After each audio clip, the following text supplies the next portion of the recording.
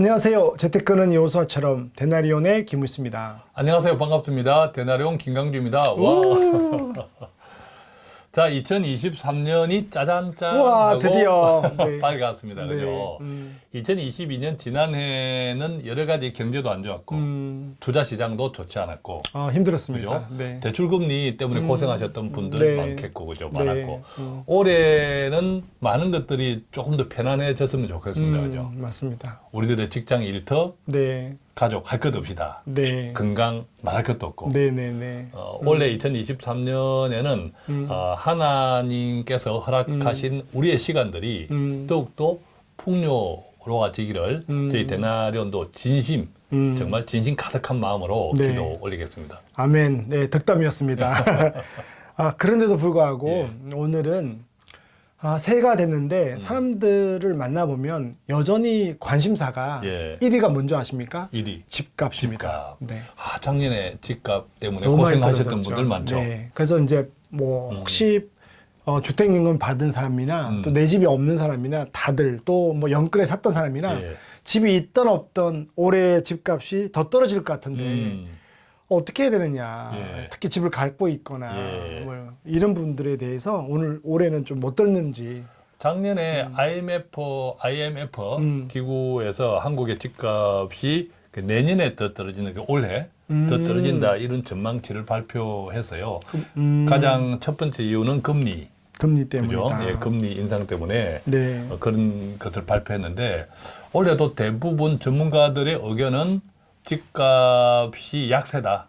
올라가진 않을 거다. 오르기가 힘들다. 여전히 금리가 상승이니까. 그러니까 고점에 물린 분들 또 대출을 많이 해서 이런 네. 분들은 올해도 괴롭죠. 올해도 괴로워서 올해는 어떻게 하면 좋을까요? 이런 고민이 많을 것 같은데요. 그래서 한 네 가지 정도로 원인에서부터 올해 집값 하락의 원인에서부터 그다음에 어떻게 하면 나의 행편이 다 다르잖아요. 적용하면 좋을지를 한 네 가지 경우로 한번 나누어 보겠습니다. 네, 그럼 그 첫 번째는 지금 그죠? 집값 하락의 원인에 대해서 그렇죠. 이야기하는 아무래도 거죠? 우리가 원인을 네, 알고 그렇죠. 있어야겠죠. 그럼 첫 번째. 자, 원인은 대부분 다 알고 있습니다. 금리 상승. 네. 금리 상승하니까 대출을 받아도 집은 집값이 비싸기 때문에 내 돈 현금으로 왕창 사는 사람은 아주 흔치 않아요. 그죠?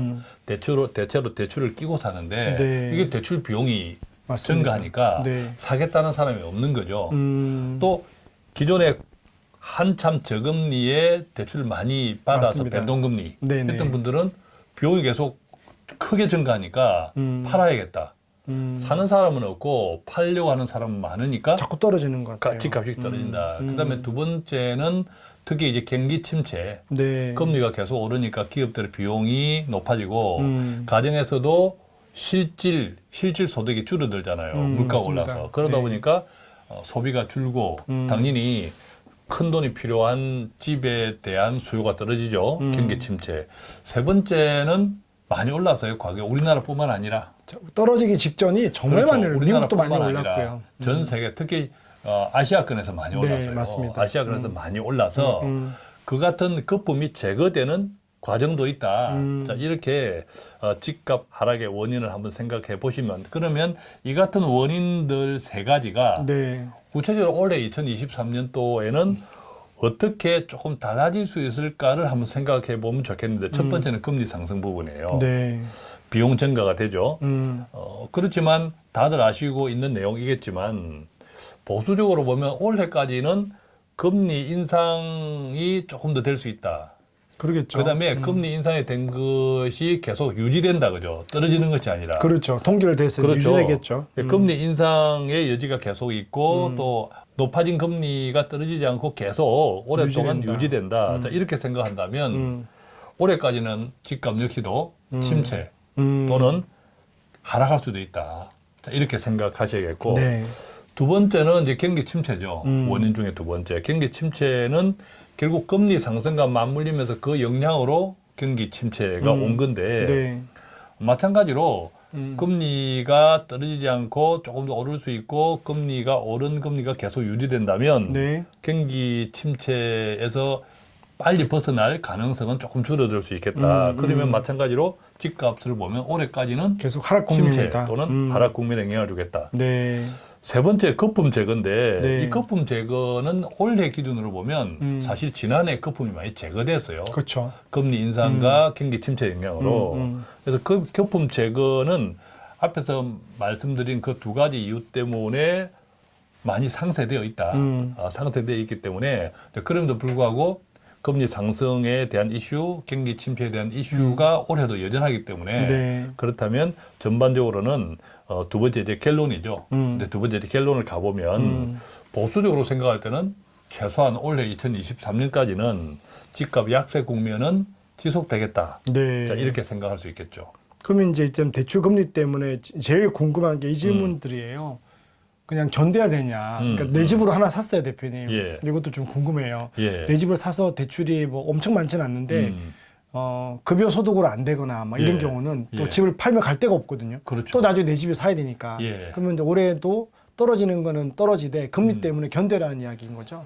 그 부분은 어쩔 수 없는 거죠. 지금 사실은 팔려고 해도 팔리지도 팔려요. 않아요. 네네. 예, 다 뭐 보도들이 많이 나오지만 팔리지도 않아요. 그래서 안타깝죠. 방법이 없죠. 근데 대출 갈아타기 정도인데 대출 갈아타기 정도는 한국주택금융공사 사이트에 가면 정책금리로 자료가 갈아탈 나왔으니까. 수 있는 여러 가지 옵션들이 있어요. 한국주택금융공사. 공사. 네. 여러 가지 이제 옵션들이 있는데 그것도 해당자 조건에 맞아야 되거든요. 네네. 예, 근데 뭐 연봉 수준이라든지 그렇죠. 주택수 개념이라든지 맞아야 되는데 다양하게 있으니까 대출 갈아타기 정도를 적극적으로 좀 고민해보는 한번 알아보는 건 예, 중요한 그런 것 같고요. 정도 할 수 있을 것 같고요. 저도 고객들 오면 그런 분이 있어요. 대리운전 하시는 분도 있고 여성들이 집에 있다가 예. 100만 원 벌러 그렇죠. 나가는데 예. 왜냐하면 집이 소중하니까. 예, 예, 예. 네.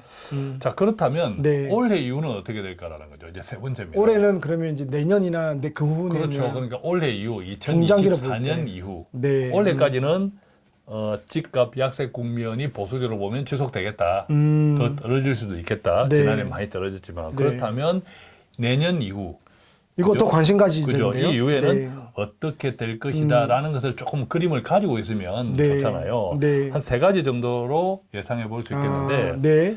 일반적으로 집값은 주식처럼 민감하게 반응하지 않아요. 그렇죠. 근데 주식은 음. 경기 안 좋다면 오늘 확 떨어지고 네. 또 뭐 예민하죠. 경기 좋겠다면 오늘 내일 또 확 오르잖아요. 근데 집값은 워낙 비싸니까 덩어리가 네, 크니까 이게 오르더라도 서서히 오르고 시간이 필요하다. 떨어지더라도 서서히 떨어지고 네. 또 한 번 떨어지면 소위 L자형 곡선을 네. 좀 맞아요. 그래요. 한 번 U자로 안 떨어지면 가죠. 네, 한 번 떨어지면 그 떨어진 가격으로 좀 지속이 되다가 오르는 경우 네. 또 높은 가격도 마찬가지고 대체로 떨어졌을 때는 떨어진 가격에서 좀 횡보하는 경우가 많아요. 네. L자 곡선들이 많은데 네. L자 곡선 후에 상승하는 경향이 있죠. 네.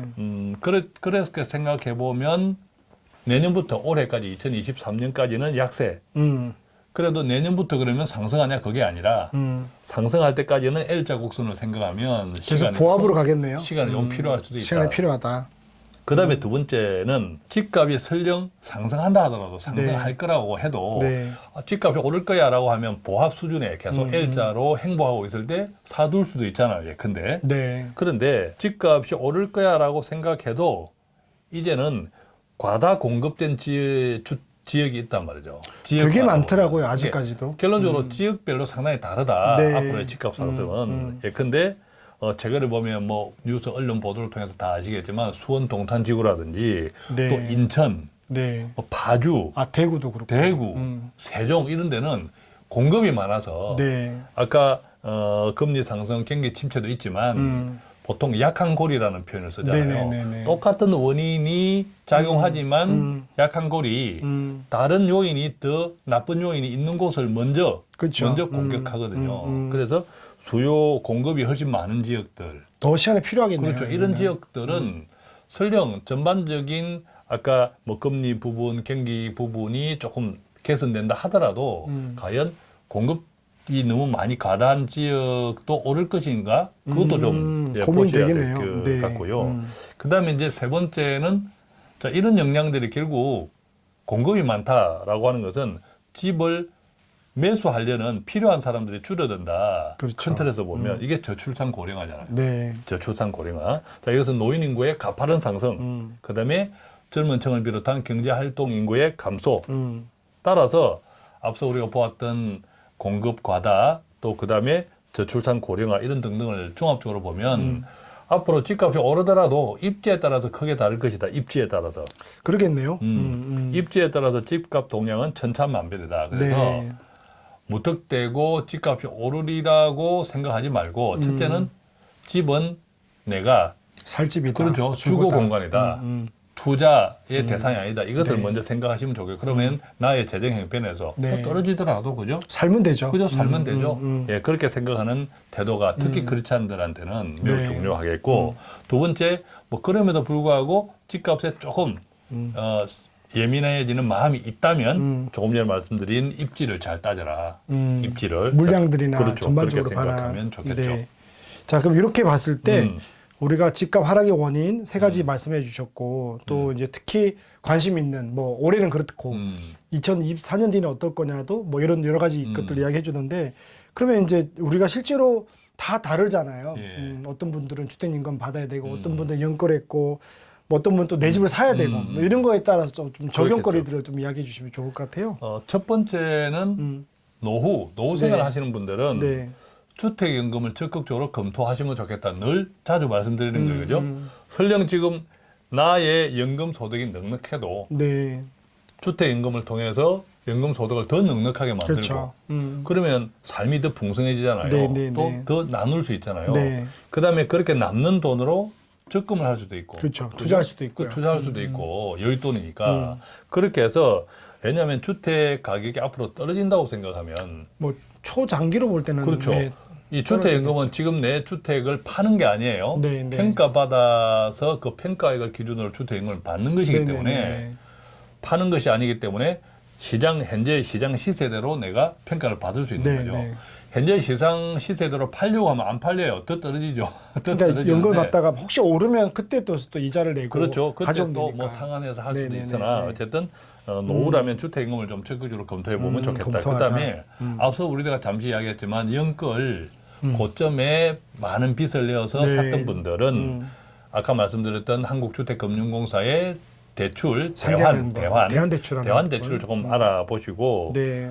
그것도 답이 없으면 어떻게 아까 일해야죠. 이래서 뭐 답이 없는 견뎌야죠. 거죠. 한 예, 1년, 답이 2년. 없는 거죠. 네, 1, 이 2년만 부분은 저희도 그때 답이 보자. 없어서 네. 아쉽습니다. 세 번째, 내 집 마련을 계속 기다리시는 분들은 최소한 올해 2023년을 지나봐야겠다. 네.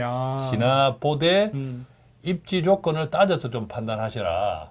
물론 아까 우리가 이야기했지만 내 집 마련이 투자가 아니잖아요. 이게 우리가 살 집이잖아. 네네네. 살 집인데 입지 조건 따진다고 생활 환경은 여기인데 저 그냥 1시간 2시간 거리에 그래서 가지 그것도 마시고 아니죠. 예, 가지 마시고 특히 크리스찬들은 집은 내가 살 집이다.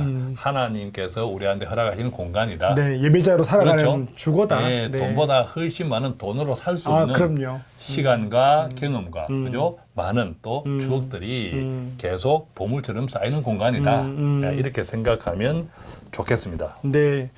올해 저희가 덕담으로 시작했지만 또 집에 대한 고민들을 함께 나눠봤는데 득담 하나 빠졌다. 뭐 데나리온 뭡니까? 많이 공유해 주십시오. 네, 많이 공유해 주세요. 공유해 구독, 주시면 좋아요. 그게 하늘의 복을 쌓는 줄로 믿습니다. 네, 구독, 좋아요 누르기만 하지 마시고 보시고 예. 네, 좀 많이 공유해 주시기 바랍니다.